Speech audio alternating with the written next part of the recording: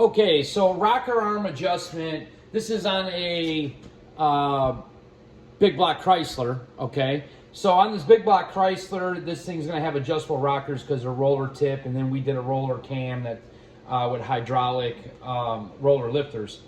But a lot of people all the time ask, you know, what's the best way to adjust rockers? Well, when you put a cam in, it's good to mark the cam to find out this most bottom point of the lobe. And when you put the cam in, you're going to turn the motor over and you're going to watch your rocker arms, and you're going to figure out where the exhaust rocker arm is in relation to the intake, and the intake is in relation to the exhaust. Now, I've already done this to this, but I'm going to show you what I mean. So right now we're getting ready to adjust this rocker. What you need to know is, you know, your 4 strokes of an engine: intake, compression, power, exhaust. And then you need to understand, you know, that each valve opens for each one of them strokes. So for, you know, you young guys, the easy way to remember is suck, squeeze, bang, blow. Okay, if you're a teenager on prom night, you're never going to forget that, right? So what you got to do is take this rocker right here. This is your intake. I'm sorry, this is your intake. This is your exhaust. And it's always going to be the one closest to the exhaust port. And we're going to turn the motor over. And what we want to do, we want to turn the intake until it goes all the way down and almost touches the top. Then we can adjust that. How do I know that? I know that from watching the cam loads, because I know when the intake for this cylinder is almost to the top, this is at its most bottom point, so it's ready to be adjusted. Sounds confusing, but if you understand, it's really not. Spend a little time on it. I'm going to show you. So right now the exhaust is going down. I'm turning the motor over, okay? We're going to watch that intake on that cylinder. Now the intake's going down. That's the intake, you know, stroke. And then it's almost to the top, right about there. Now I could go ahead and I could adjust this rocker. Now this rocker here, you know, you want to check the manufacturer with the type of lifters, and you want to know how many thousandths it goes down into the hole. This manufacturer, I've already went and checked, you know, like what 1 turn is and what a 1/2 turn is and all that. On this particular lifter, you want to feel that to where you just feel it touching the push rod. And on this particular lifter, I want to go about 3/4 of a turn. That is what they are recommending, so that's what I'm going to do. They design them, they build it, not me, right? So you go with what they say. Now, some manufacturers, if you're building a lot of high horsepower stuff and you're still using hydraulic roller lifters, they want you to bottom it out and then back it off like 30, 40 thousandths. You know, they want the opposite of what you're thinking. So you really want to make sure that, you know, you talk to the manufacturer and find out what it is that they want. And then always mark it, okay? Because you get going, the phone rings, and you're like, did I do that or didn't I do that, right? So now let's do another exhaust. We're going to show you. So if we're going to adjust this exhaust, that means we want the intake just almost all the way up. So, and always turn the motor over the direction that it naturally rotates. See, the intake's going down, coming back up right about there. I'd say that's pretty close. And then here we go. Right there, you can feel it. It kind of stops. You go just, it's all about touch and feel, right? 3/4 turn. And you're gonna lock down your jam nut. Okay. See, now when they get pumped up, we'll be good to go. Now, obviously, those of you that are able and can, you know, you definitely got to prime the oiling system. So when this is all done, I'll prime the oiling system until I see oil coming through the shafts, and then I'll go ahead and I'll put the valve covers on, and then I'll prime the hell out of it, turn the motor over, and then I'll put it on top dead center, so I'm ready to put the distributor gear back in here for number 1. So, got that one done. Let's mark it. Some of you guys are complaining you want longer videos. Now let's do an intake. Now on an intake, okay, we want the exhaust just starting to go down on this cam. That's about what we're looking for here. So we're going to turn it over. That's compression. Now the exhaust has got to come down. On the last one I just did,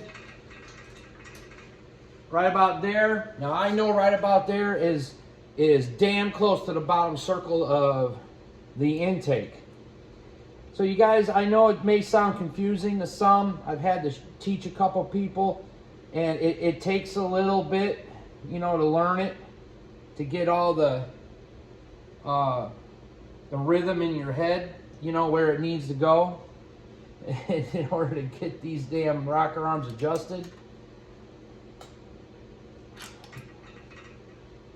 Okay, now that one's done. Gotta mark it. Okay, and then we're gonna go ahead and let's do this intake. So like I said, intake adjusting. You want the exhaust just starting to go down. This is your exhaust, this is your intake. Here's what I'm gonna do for you, maybe this will help. This is intake, and this is exhaust. Okay, so here's what so you want the exhaust just starting to go down in order to adjust this intake. Now, there is certain ways to do this where you could clock a, you know, a harmonic balancer, and you can do this cylinder and that cylinder. You can bounce all over. I particularly don't like to do that on any high horsepower motors. I like to spend my time on each individual rocker, each individual cylinder, one at a time. That's what I like. All right, now we're gonna go here and turn it over, and as soon as that exhaust starts to go down, how about there? Now we can adjust the intake. Now you guys getting it? You guys are understanding? And now, not every cam is gonna be exactly, some might be right before the exhaust goes down is the best place to adjust the intake. Or it might be it has to go down a little farther. It all depends on base circle, your cam specs. You know, there's a lot to do in there with that. So it's something that you're gonna have to learn when you're putting motors together.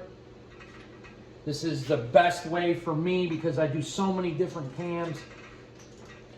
So let's see that. Now we got the intake. We want to adjust the intake when the we want to adjust the exhaust when the intake is almost all the way up.